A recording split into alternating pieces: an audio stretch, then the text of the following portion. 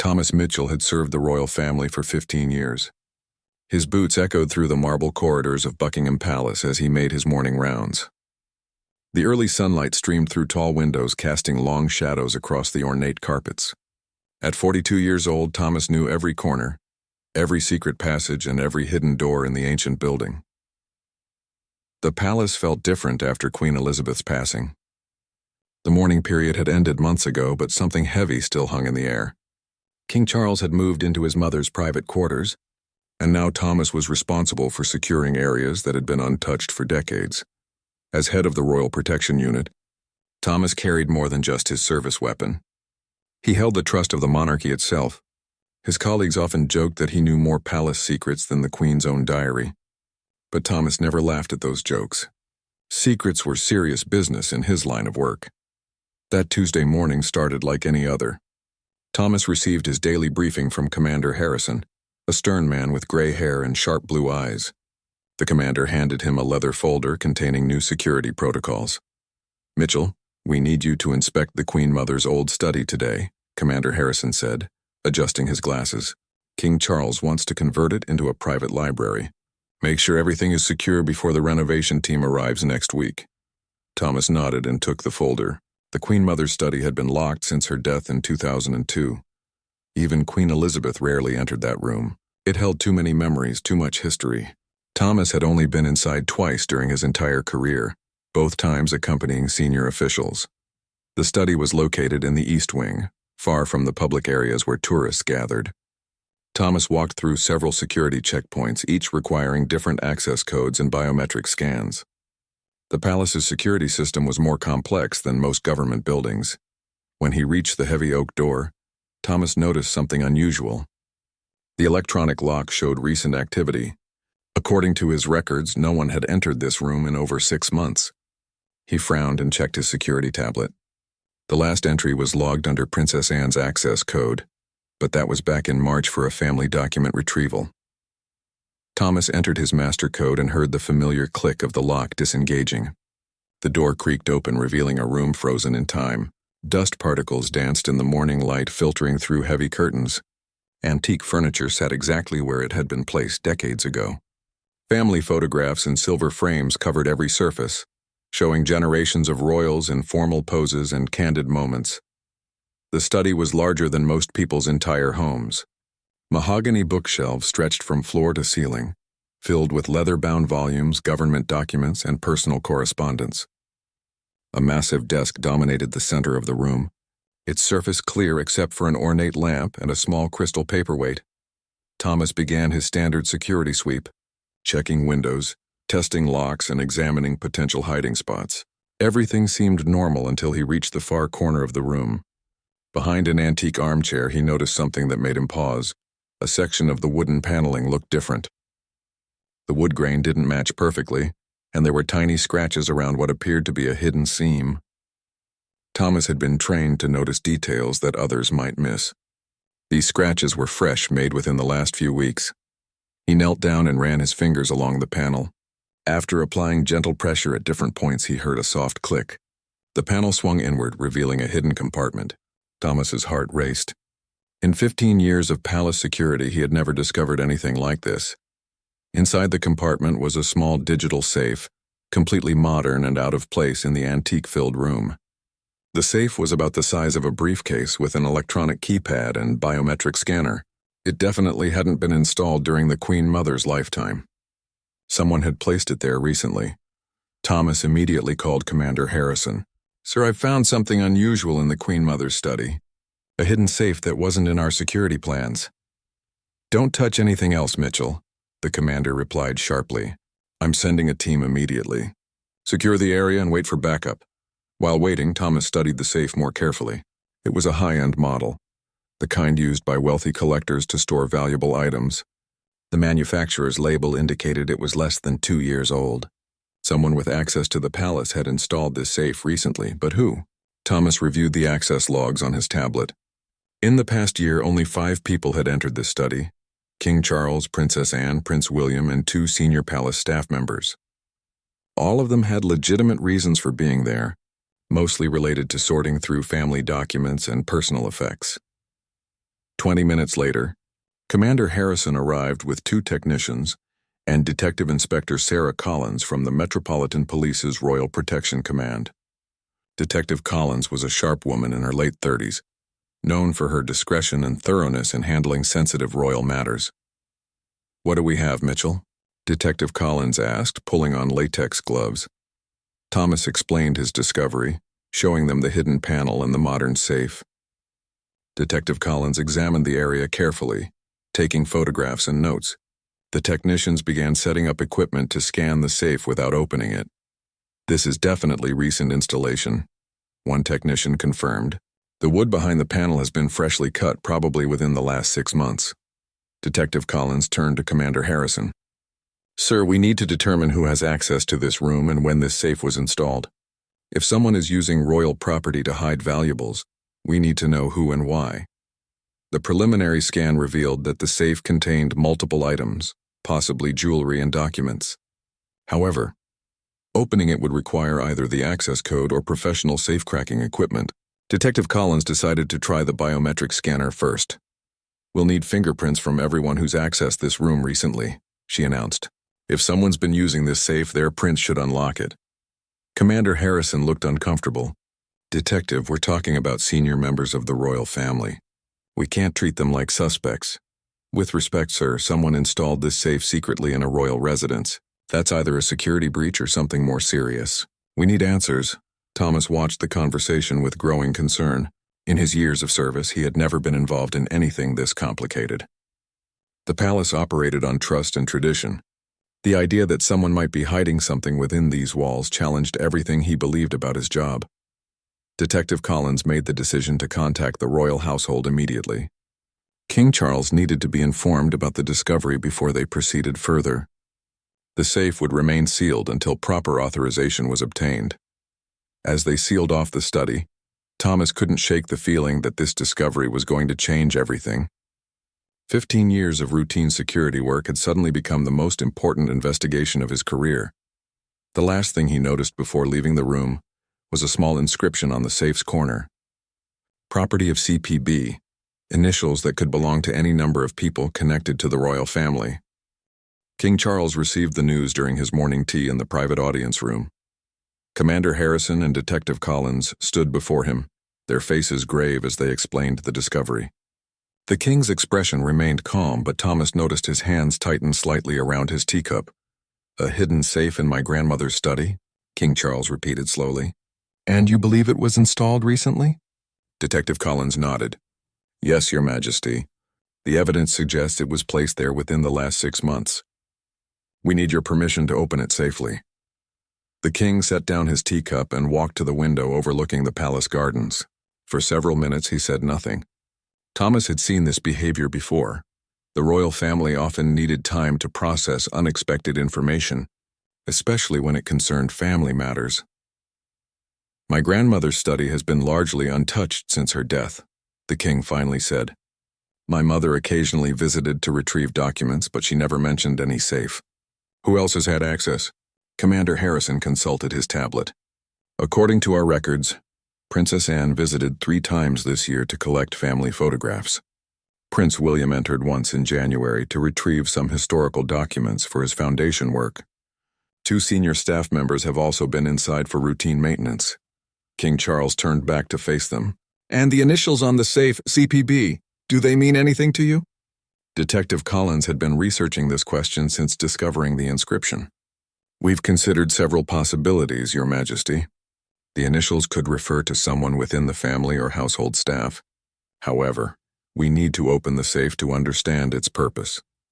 The king granted permission for the safe to be opened, but insisted that only essential personnel be present. He also requested that Camilla, the queen consort, be informed immediately. Something in his tone suggested he might have suspicions about the safe's contents. 2 hours later, the team assembled in the Queen Mother's study. A specialized safe technician had arrived from Scotland Yard, equipped with tools to open the electronic lock without damaging its contents. Thomas positioned himself by the door, ensuring no unauthorized personnel could enter. The technician worked methodically, connecting various devices to the safe's electronic system. It's a sophisticated lock, he explained. Whoever installed this wanted to keep its contents very secure. But it's not impossible to crack.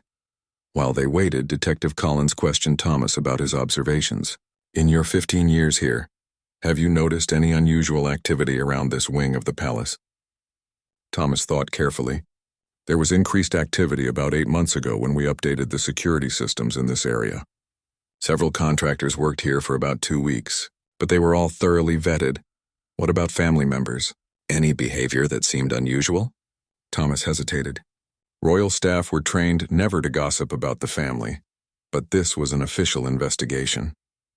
Princess Anne seemed particularly interested in this room during her recent visits. She spent much longer than necessary and asked specific questions about the room's history. Detective Collins made notes while the technician continued working on the safe. After nearly an hour, they heard a soft beep and the safe's door clicked open. The contents were more shocking than anyone had anticipated. The safe contained 3 items: a black velvet jewelry box, a sealed manila envelope, and a small leather notebook. Detective Collins carefully removed each item, while the technician photographed everything. The jewelry box was the most surprising discovery. Inside, nestled in white silk, were pieces that Thomas immediately recognized from his security training. These were items from the Queen's personal collection, pieces that had been reported missing over the past 2 years. "My God," Commander Harrison whispered. "These are from the missing jewelry reports." Detective Collins opened the leather notebook. The pages contained handwritten entries in elegant script, documenting various pieces of jewelry and their locations within the palace. The writing was feminine and careful, with dates spanning back several months. The manila envelope contained official documents, insurance appraisals, authenticity certificates, and what appeared to be correspondence with private jewelry dealers. Someone had been systematically documenting and possibly planning to sell pieces from the royal collection. Thomas felt sick. In all his years of service, he had never imagined that someone within the palace walls might be stealing from the royal family. The implications were staggering. This wasn't just theft. It was a betrayal of centuries of trust. Detective Collins examined the notebook more closely. The handwriting suggests this was written by someone familiar with these pieces. Look at the detail. They know exactly where each item was normally kept and when it would be missed. Commander Harrison was studying the insurance documents. These appraisals are recent, all within the last 6 months. Someone was preparing to sell these pieces through legitimate channels. King Charles arrived as they were cataloging the evidence. His face was pale as he recognized several of the jewelry pieces. "These belong to my mother," he said quietly. The sapphire brooch was her favorite. She wore it to every state dinner. The notebook contained entries about more than just the recovered jewelry. There were references to other valuable items throughout the palace: paintings, antiques, and historical artifacts. Whoever wrote this had been planning a much larger operation. "Your Majesty," Detective Collins said carefully, "we need to identify the handwriting. Do you recognize it?" The king studied the notebook for several minutes. Thomas watched his expression change from confusion to recognition to something that looked like heartbreak. "I believe I do," the king said finally, "but I need to be certain before making any accusations. Can you give me until tomorrow morning?" Detective Collins agreed, but insisted that additional security measures be implemented immediately. The evidence would be secured at Scotland Yard, and surveillance would be increased around all areas where valuable items were stored. As the team prepared to leave, Thomas noticed something else in the safe that everyone had missed. Behind where the jewelry box had been, there was a small USB drive taped to the back wall. He quietly pointed it out to Detective Collins. The USB drive would need to be analyzed by digital forensics experts. If it contained additional evidence about the theft operation, it could reveal the full scope of what had been happening within the palace walls. Thomas walked home that evening with a heavy heart. For 15 years, he had protected the royal family from external threats. He had never considered that the greatest danger might come from within. The thought that someone with intimate access to the family had been systematically stealing their most precious possessions felt like a personal failure. The palace's reputation for security and trust had been built over centuries.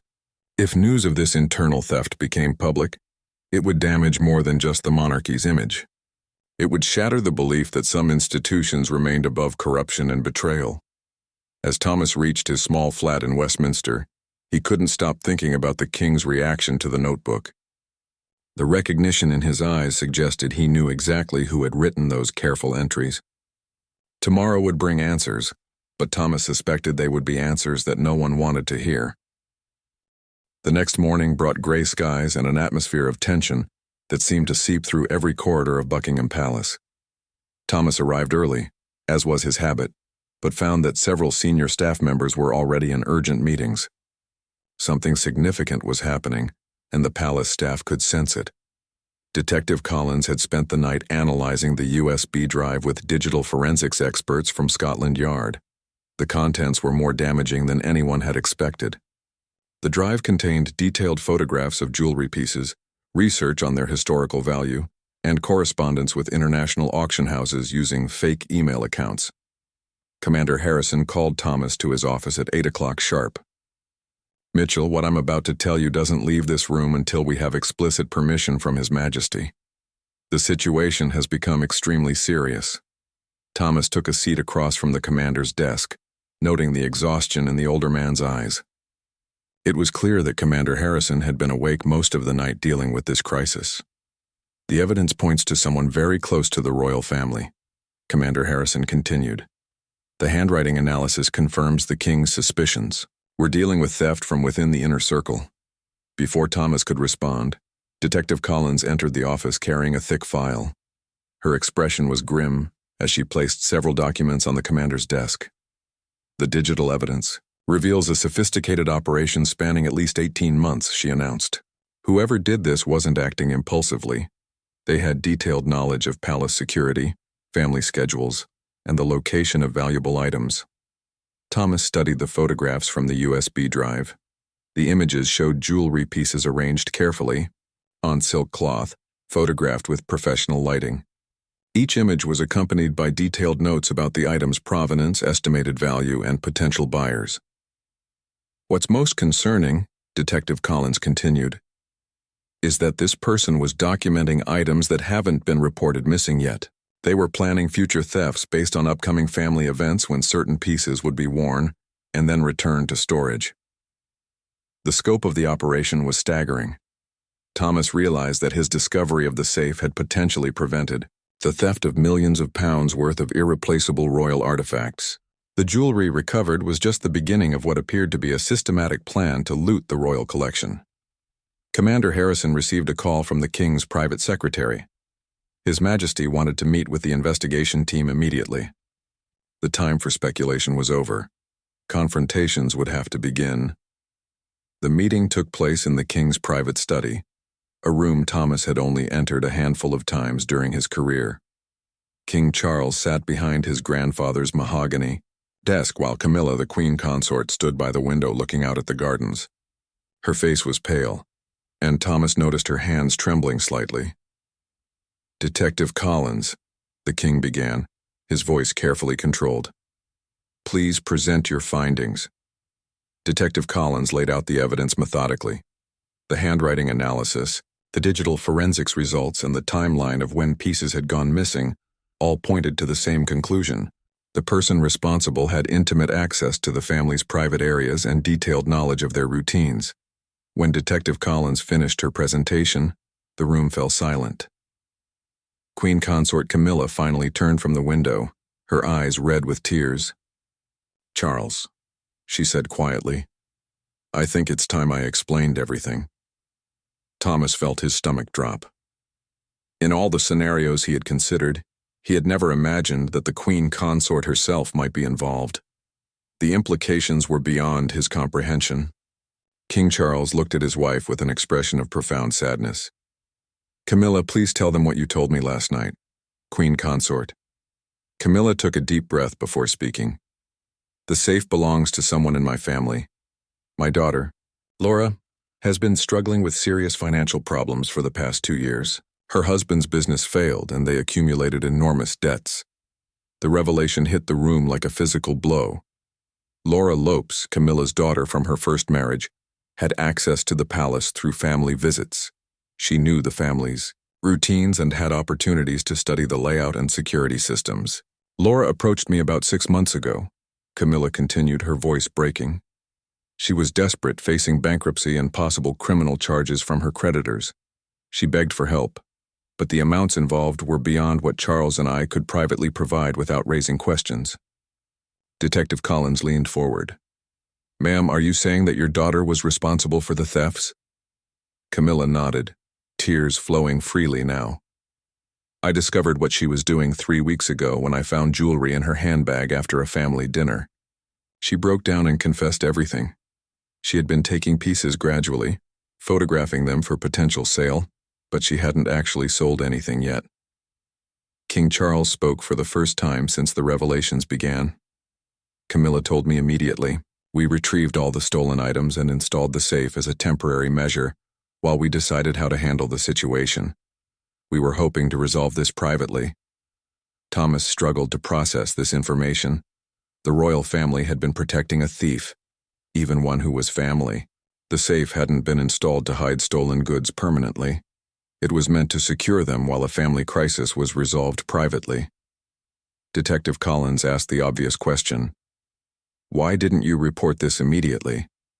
These items belong to the crown, not to your personal property."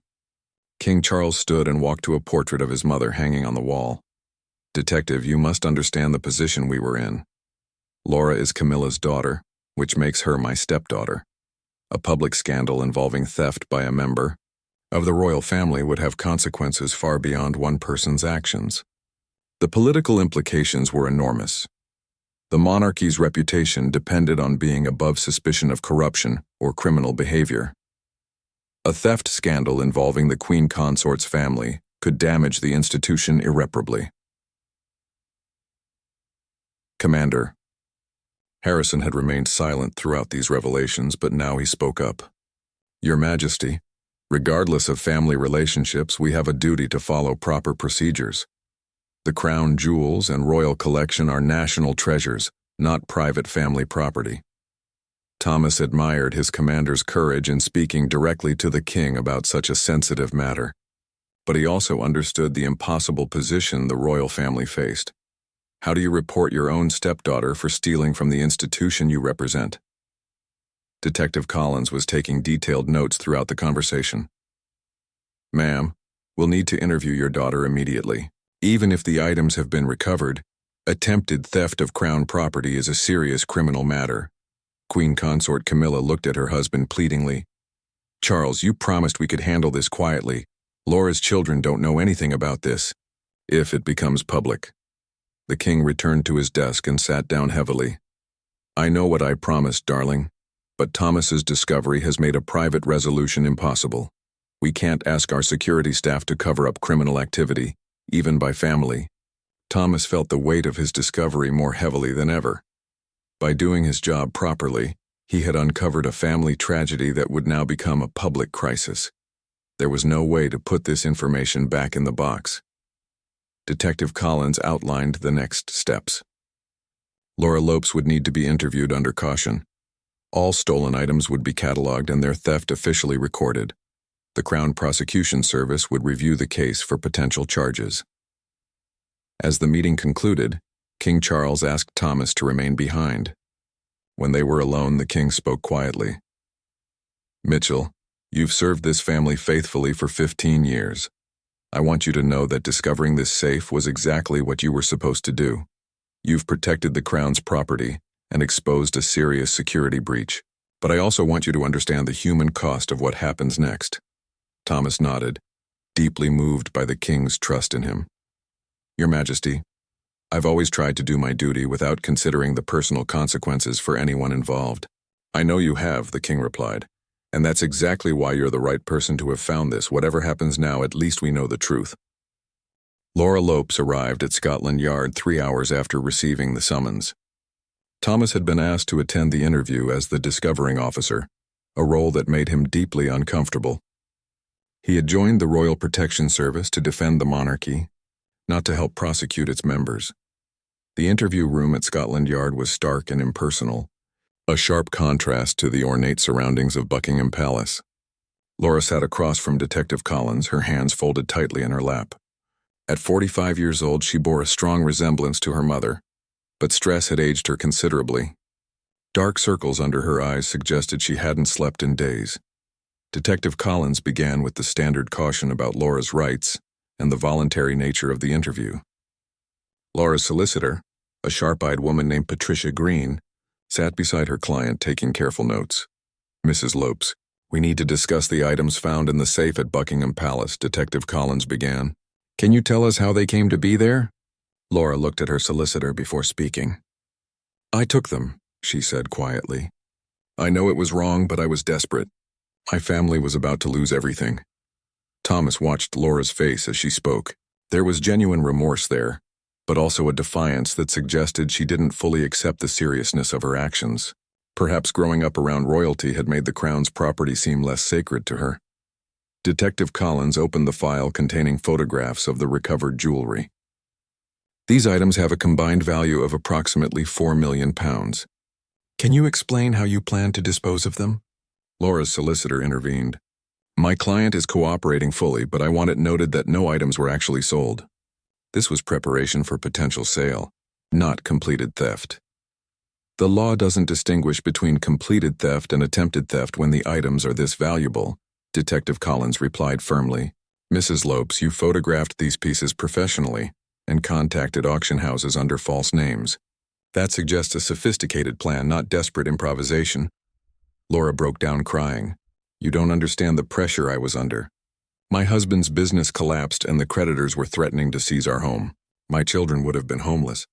I thought if I could sell just one or two pieces, no one would notice for years."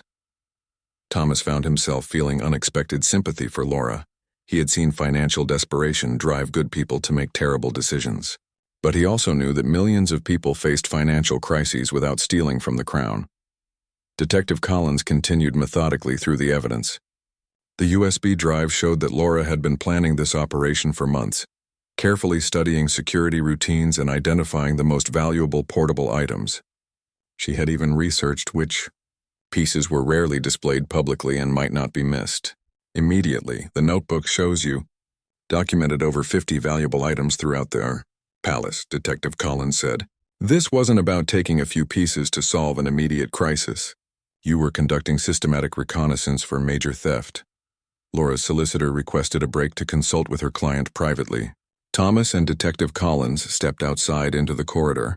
The detective looked exhausted from dealing with such a politically sensitive case. "What's your assessment, Mitchell?" she asked. "You know the palace better than anyone." Thomas chose his words carefully. Laura had opportunities that an outsider could never have. She attended family dinners, stayed overnight occasionally, and was trusted completely. She could have taken much more valuable items if she had wanted to. "That's what worries me," Detective Collins replied. "The items she took were significant, but they weren't the most valuable pieces she had access to. Either she was planning a gradual operation over years, or she was testing security before attempting something bigger." When the interview resumed, Laura's solicitor announced that her client would provide a full confession in exchange for consideration regarding prosecution. Laura admitted to taking the jewelry over a period of 4 months, always during family visits when security was relaxed. "I never planned to hurt the family," Laura insisted. "These pieces were sitting in storage rooms, never being worn or displayed. I told myself that no one would miss them." Detective Collins wasn't satisfied with this explanation. "Mrs. Lopes, you researched the historical significance and insurance values of these items. You knew exactly what they represented to the crown and the British people." Laura's facade finally cracked completely. "Fine, yes, I knew what they were worth and I knew it was wrong. But my family was more important to me than preserving museum pieces for tourists to gawk at. If you had children facing homelessness, you might understand." Thomas was struck by Laura's attitude toward the royal collection. To her, these weren't sacred national treasures. They were just expensive objects gathering dust while real people suffered. It was a perspective that challenged his own deep respect for the monarchy's traditions. The interview continued for another 2 hours, covering every detail of Laura's operation. She had made lists of upcoming royal events, noting when specific pieces would be worn and then returned to storage. She had studied the security rotations and identified windows of opportunity when areas were less heavily monitored. Most damaging was her admission that she had photographed additional items she hadn't yet taken. The USB drive contained images of paintings, antiques, and historical documents that she had been evaluating for future theft. The scope of her planning suggested this was meant to be an ongoing operation, not a one-time desperate act. Detective Collins asked about accomplices, but Laura insisted she had acted alone. Her husband knew nothing about her activities, and she had been careful to keep her children completely unaware of her plans. "What about your mother?" Detective Collins asked. "When did the Queen Consort become aware of your activities?" Laura's composure returned slightly when discussing her mother. "Mom discovered jewelry in my handbag 3 weeks ago after a family dinner. I had been careless because I was planning to photograph the pieces that night. She confronted me immediately. And she convinced you to return everything?" "She was devastated," Laura admitted. "Mom made me understand that I wasn't just stealing from Charles. I was betraying the trust of everyone who had welcomed me into their family. She helped me return the pieces, and we installed the safe while deciding what to do next." Thomas understood now why the King and Queen Consort had been trying to handle this privately. Laura's theft had violated more than just the law. It had shattered family trust and put the monarchy in an impossible position. As the interview concluded, Detective Collins informed Laura that the case would be referred to the Crown Prosecution Service for charging decisions. Given the value of the items and the planned nature of the operation, serious criminal charges were likely. Laura's solicitor requested that her client be released on bail pending the prosecution review. Detective Collins agreed, but with conditions including surrendering her passport and having no contact with anyone at the palace except through official channels. Walking back to Buckingham Palace that evening, Thomas reflected on how his routine security check had uncovered such a complex family tragedy. Laura wasn't a hardened criminal. She was a desperate mother who had made catastrophically bad decisions. But her actions could still bring down serious consequences on the entire royal family. The media hadn't learned about the investigation yet, but Thomas knew that was only a matter of time. When the story broke, it would dominate headlines for weeks and raise uncomfortable questions about palace security and family oversight. Most troubling was the realization that Laura's theft might not be an isolated incident. If someone with family connections could operate undetected for months, what other security vulnerabilities existed within the palace walls? The Crown Prosecution Service took 3 weeks to review Laura Lopes's case. During that time, Thomas watched the royal family struggle with the weight of keeping such a devastating secret. King Charles appeared increasingly stressed during public appearances, while Queen Consort Camilla seemed to age years in just days. Thomas had been assigned to enhanced security duties, essentially monitoring all areas where valuable items were stored. The discovery of Laura's theft had revealed serious gaps in the palace's internal security protocols. Items of enormous value had been accessible to family members without proper documentation or oversight. Detective Collins visited the palace daily, working with Thomas to conduct a comprehensive audit of the royal collection. They discovered that Laura's theft was more extensive than initially realized. Several additional pieces were missing, hidden so cleverly that their absence hadn't been noticed for months. "She was smarter than we gave her credit for," Detective Collins admitted as they catalogued missing items in the Queen's private jewelry room. Laura took pieces that were rarely worn and rotated stock so that display cases never looked empty. Thomas found this revelation deeply disturbing. The royal collection contained thousands of pieces, many donated by foreign governments or passed down through generations. If Laura could operate undetected for so long, the security systems were fundamentally flawed. Commander Harrison called an emergency meeting with all senior security staff. The room was tense as he outlined new protocols that would treat all family members and staff as potential security risks. Access to valuable items would now require 2-person authorization and electronic documentation. "I know this feels like we're treating trusted people as suspects," Commander Harrison acknowledged. "But we can't allow personal relationships to compromise our primary responsibility of protecting the Crown's property." The new protocols created immediate friction within the palace. Princess Anne was reportedly furious about having to request permission to access items she had freely borrowed for decades. Prince William questioned whether the measures were proportionate to a single family member's misconduct. Thomas found himself caught between his loyalty to the royal family and his duty to implement enhanced security. When Princess Anne arrived for a scheduled visit to the jewelry room, He was required to request official authorization, even though she had been accessing these items since childhood. "Thomas," she said sharply, "I've been borrowing these pieces for 40 years. Are you seriously suggesting I might steal them?" "Your Royal Highness, I'm following new security protocols that apply to everyone," Thomas replied carefully. The authorization process takes only a few minutes.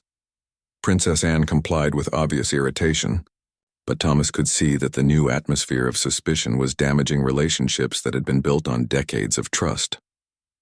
The royal family's internal dynamics were changing in ways that might never be repaired. The most difficult moment came when Thomas was required to escort Queen Consort Camilla during her first visit to the jewelry room since the investigation began. She moved through the displays like a woman haunted by guilt, touching familiar pieces with trembling hands. "Thomas," she said quietly, "do you think we'll ever get past this? Will the family ever trust each other the same way again?" Thomas struggled to find appropriate words. "Ma'am, trust can be rebuilt, but it takes time. The important thing is that everyone understands the new reality we're working within." Queen Consort. Camilla nodded sadly. "I keep thinking that if I had been more aware of Laura's financial troubles, if I had helped her earlier, none of this would have happened. The guilt she carried was obvious." But Thomas knew that self-blame wouldn't solve anything. Laura's theft was the result of her own choices, not her mother's failure to anticipate them. Meanwhile, Laura's legal situation was becoming more complicated. The Crown Prosecution Service had decided to proceed with charges of theft, attempted theft, and conspiracy to commit fraud. The total value of missing and targeted items exceeded £8 million, making this one of the most significant theft cases involving the royal family in modern history. Laura's solicitor was pushing for a plea bargain that would avoid a public trial. The publicity from such a trial would be devastating for both Laura's family and the monarchy. Detailed evidence about palace security, family routines, and the location of valuable items would become public record.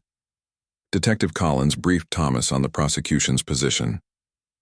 They're willing to consider reduced charges if Laura cooperates fully and provides information about any other security vulnerabilities she observed. But they won't drop the charges entirely. Thomas understood the prosecution's position, but he also saw the human cost. Laura's children were being bullied at school as rumors spread about their mother's troubles. Her husband's business reputation was being destroyed by association. The ripple effects of her actions were destroying an entire family. The breakthrough in the case came from an unexpected source. While reviewing security footage from the past year, Thomas noticed something that everyone had missed. Laura hadn't been working alone despite her claims during the interview.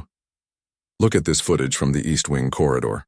Thomas showed Detective Collins on his computer screen. "This is from 2 months ago, the night after the state dinner for the French president. The security footage showed Laura walking through the corridor at 11:30 at night, well after most family members had retired. But she wasn't alone. A man in palace staff uniform was with her, carrying what appeared to be a small bag. Detective Collins leaned closer to the screen. "Can we identify him?" Thomas enhanced the image using the security system's facial recognition software. The match came back immediately. Marcus Webb, a maintenance supervisor who had worked at the palace for 12 years. Thomas knew Marcus personally. He was a quiet, reliable man who had never caused any problems. "This changes everything," Detective Collins said grimly. "If Laura had inside help from palace staff, the security breach is much more serious than we thought." They reviewed more footage and found 3 other instances where Laura and Marcus appeared together in areas where valuable items were stored. The pattern was clear. Marcus was providing Laura with access and information that she couldn't have obtained on her own. Commander Harrison was visibly shaken when Thomas reported the discovery. "Marcus Webb? I've known that man for over a decade. He has full security clearance and access to every building on the grounds." The implications were staggering. Marcus's position gave him detailed knowledge of security schedules, alarm systems, and the location of every valuable item in the palace. If he was working with Laura, they could have accessed virtually anything they wanted. Detective Collins immediately requested authorization to arrest Marcus for questioning. The arrest had to be handled carefully to avoid alerting other potential accomplices or causing panic among the palace staff. Thomas was assigned to help locate Marcus without raising suspicions. They found him in the basement storage area, cataloging maintenance supplies with his usual methodical attention to detail. When Detective Collins identified herself and informed him he was under arrest, Marcus's face went completely white. "I don't understand," Marcus stammered as handcuffs were applied. "What am I supposed to have done?" "Mr. Webb, you're being arrested on suspicion of theft and conspiracy to commit theft from the royal collection. You have the right to remain silent." The arrest of a senior palace staff member sent shockwaves through the entire organization. Thomas could see fear and suspicion in his colleagues' faces as news spread. If Marcus could be involved in theft, anyone might be. Marcus's arrest also raised uncomfortable questions about the security vetting process. How had someone planning to steal from the royal family maintained security clearance for months, while conducting reconnaissance and planning?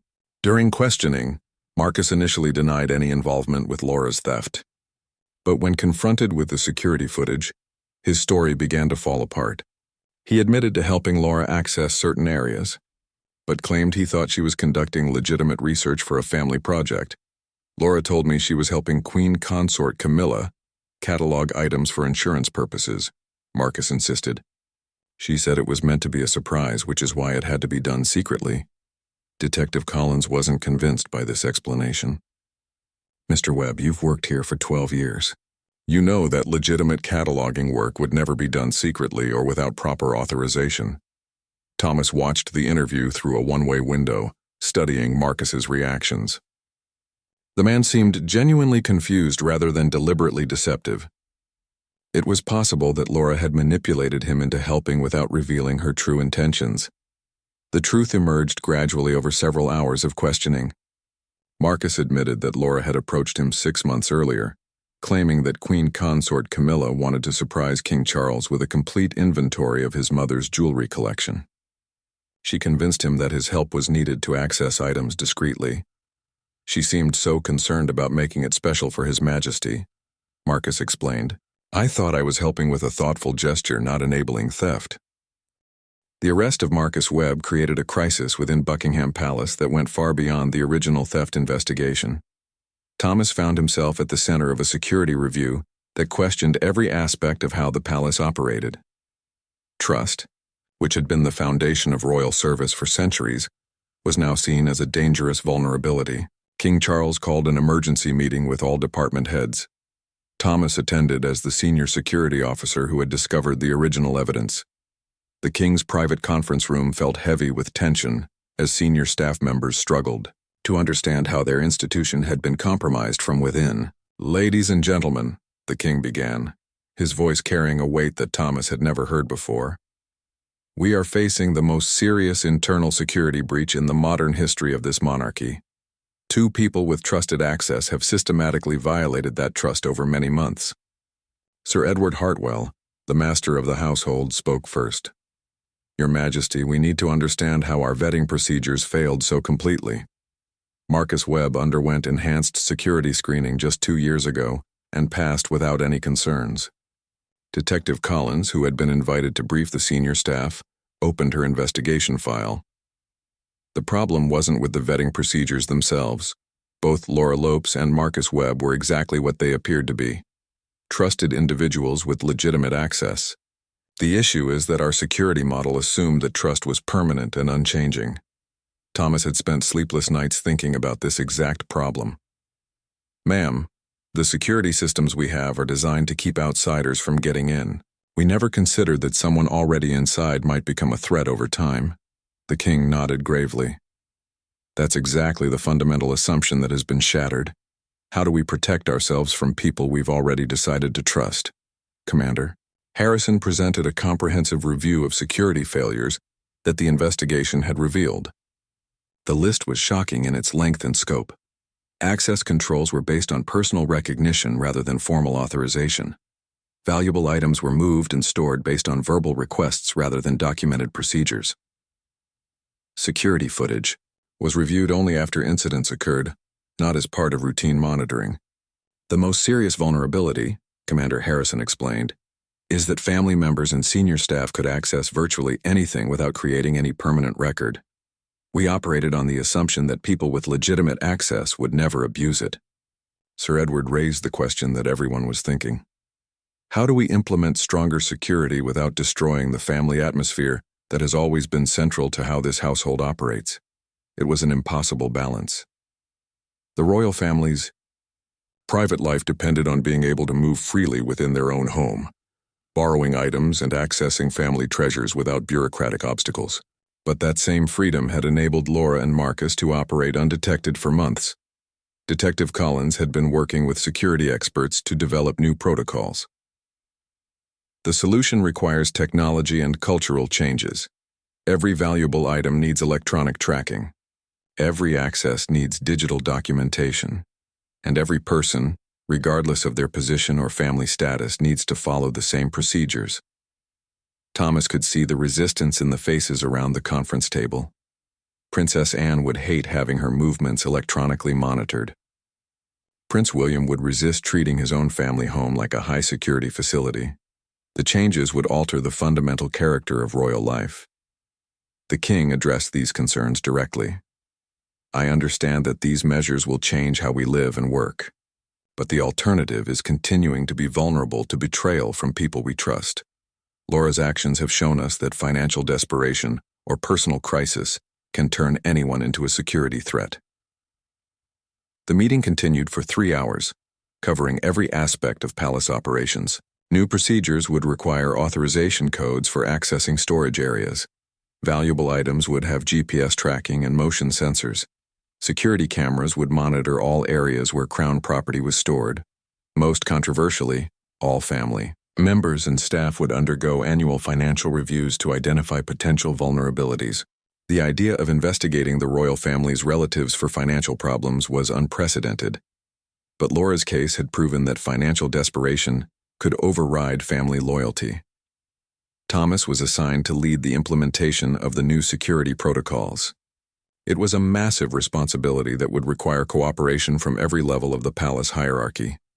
He knew that resistance would be intense and persistent.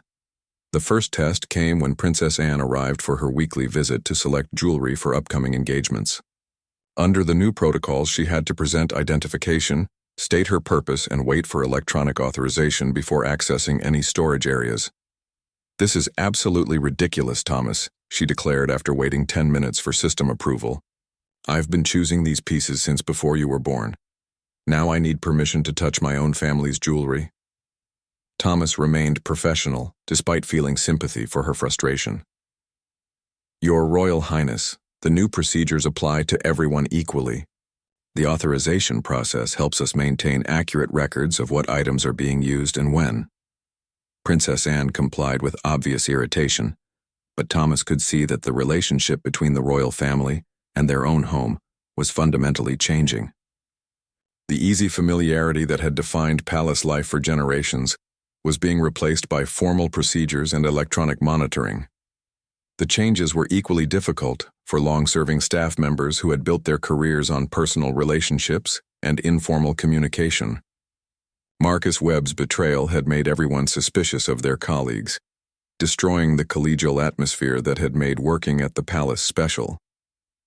Thomas found himself constantly questioned about his own role in the investigation. Some staff members whispered that he had been too eager to expose Laura and Marcus, that a more discreet approach could have resolved the situation without destroying trust throughout the organization. These criticisms hurt because Thomas knew they contained some truth. His discovery of the safe had set in motion events that were transforming the palace in ways that might never be reversed. The institution he had devoted his career to protecting was being fundamentally altered by his own actions. The media attention began 3 weeks after Marcus's arrest. A tabloid newspaper reported that senior palace staff had been arrested in connection with theft from the royal collection. The story was vague on details but accurate enough to suggest that someone with inside knowledge was leaking information. Within days, the story exploded across all British media. Reporters camped outside Laura's home and Marcus's apartment. Television news programs ran segments about security at royal residences. Parliamentary questions were asked about the protection of national treasures. King Charles made the difficult decision to release a carefully worded statement acknowledging that items from the royal collection had been improperly removed, and that appropriate legal action was being taken. The statement said nothing about family involvement or the extent of the security failures, but the media pressure continued to build. Investigative journalists began questioning other palace staff, looking for additional security breaches or cover-ups. Every aspect of royal security protocols became subject to public scrutiny and criticism. Thomas watched the media coverage with growing dismay. His simple security check had not only uncovered a family tragedy, but had also exposed the monarchy to sustained public criticism about competence and trustworthiness. The discovery that was supposed to protect the crown had instead damaged it severely. The worst moment came when Thomas saw Queen Consort Camilla leaving the palace in tears after particularly harsh media coverage about her failure to control her daughter's actions. The human cost of the investigation was becoming as significant as the security improvements it had generated. As Thomas completed his shift that evening, he wondered whether his discovery of the hidden safe had ultimately helped or harmed the institution he had sworn to protect. 6 months after Thomas's discovery of the hidden safe, the legal proceedings reached their conclusion. Laura Lopes pleaded guilty to theft and conspiracy charges in exchange for a suspended sentence and substantial community service. Marcus Webb received a conditional discharge after the court accepted that he had been manipulated rather than deliberately criminal. The sentencing hearing was closed to the media at the request of the prosecution, but details inevitably leaked to the press. Laura's tearful apology in court, where she spoke about the shame she had brought to her family and the monarchy, dominated newspaper headlines for days. Thomas attended the hearing as a key witness, watching from the public gallery as the legal system processed the consequences of his discovery. Laura looked older and more fragile than during their first meeting at Scotland Yard. The months of investigation, media scrutiny, and family disgrace had taken an obvious toll on her physical and mental health. In her statement to the court, Laura accepted full responsibility for her actions, but also described the desperate circumstances that had driven her to theft. Her husband's business had collapsed due to fraud by a business partner, leaving them with debts exceeding £2 million. Creditors had threatened to seize their family home, and their children's private school fees were months overdue. "I knew what I was doing was wrong," Laura told the judge, her voice barely audible, "but I convinced myself that taking a few pieces that were never displayed or worn wouldn't really hurt anyone. I was facing the prospect of my children being homeless and losing everything we had worked for." The judge, Mr. Justice Richardson, was clearly struggling with the unique nature of the case. "Mrs. Lopes, while the court understands the financial pressures you faced, the items you stole represent irreplaceable national heritage. Your actions have damaged public trust in the institutions responsible for protecting these treasures." Thomas felt conflicted listening to Laura's explanation. As a security professional, he couldn't excuse theft regardless of the circumstances. But as a human being, he could understand how financial desperation might drive someone to make catastrophic decisions. Marcus Webb's case was more straightforward. His statement to the court emphasized his genuine belief that he was helping with a legitimate family project.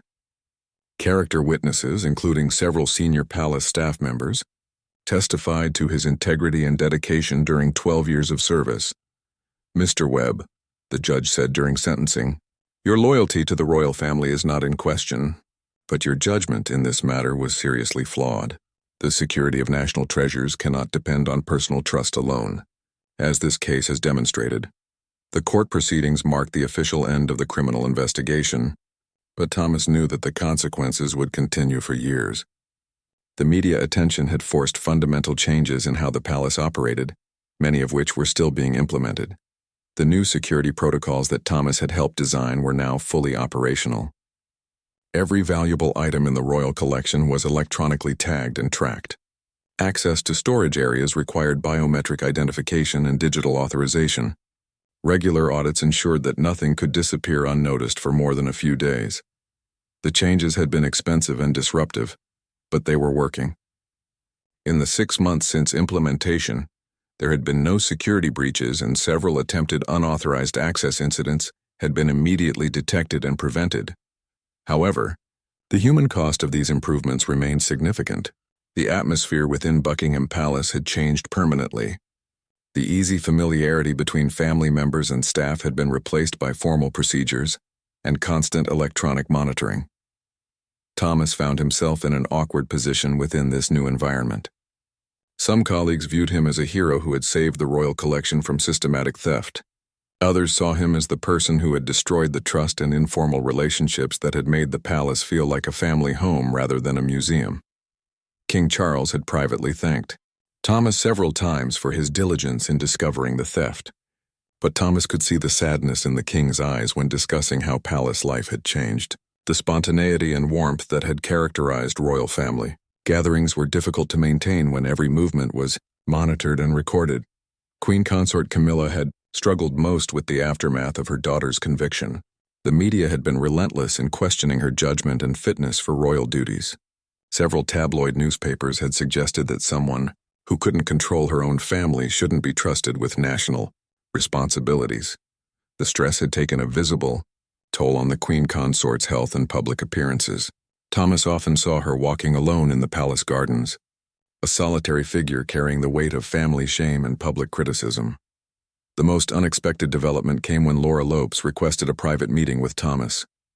Her solicitor arranged the meeting through official channels, emphasizing that Laura wanted to apologize personally to the person who had discovered her crimes. They met in a small conference room at the solicitor's office in Westminster. Laura looked nervous and exhausted, but she spoke with genuine remorse about her actions and their consequences. "Mr. Mitchell," she began, "I know that you were just doing your job when you found that safe. But I wanted to apologize to you personally for putting you in such a difficult position." Thomas was surprised by her directness. "Mrs. Lopes, you don't need to apologize to me. I was protecting the Crown's property, which is my responsibility. But I know that discovering my theft has changed your entire workplace," Laura continued. "I've read about the new security measures and how they've affected everyone at the palace. That wasn't something I considered when I was planning to take those pieces."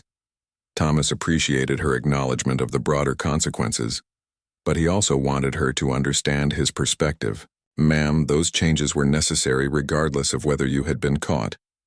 The security vulnerabilities existed whether they were being exploited or not." Laura nodded sadly. "I suppose that's true, but I still feel responsible for destroying the trust that made the palace feel like a real home for the family."